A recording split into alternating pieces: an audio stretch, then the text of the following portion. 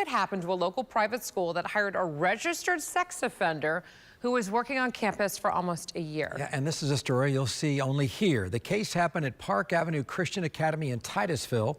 Our Giovanni Diaz first broke the story yesterday and found out today the school's headmaster has now resigned. I had personally seen him in the car line. This mother is talking about this man, 41-year-old Colby Ammons, a registered sex offender who was working at her son's school. It is a very serious situation, and I think it should still be handled very seriously.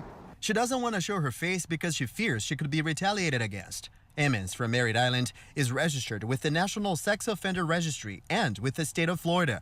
Court documents show Ammons was trying to meet up with a police officer posing as a 14-year-old back in 2007 in Polk County. After a plea deal in 2008, he was sentenced to 60 months of probation. Another parent told us she knew the man, and she even confronted the school's headmaster, Brian McKinney, about it. He said, I mean, come on, it's not even that big of an age difference. Okay. And I asked him, I said, you sat down and listened to his story. He said he was a reborn Christian man. Defense attorney Mark Nejame says the school should still ensure who they have working on campus, regardless if it's an employee or a contractor. And the school assumes the risk.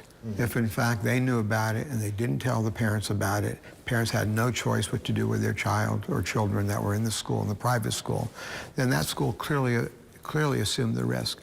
And if, heaven forbid, that something happened to any of those children, the school should and would face great liability.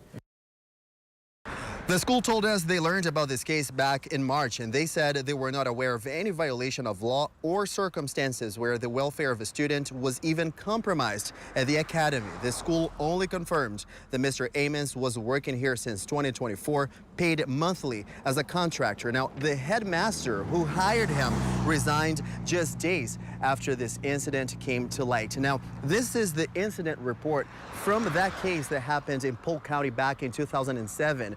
The details are all here about that conversation that Mr. Ammons had with the law enforcement officer at the time. The graphic details are available here on this report. If you'd like to see them, just go to WFTV.com.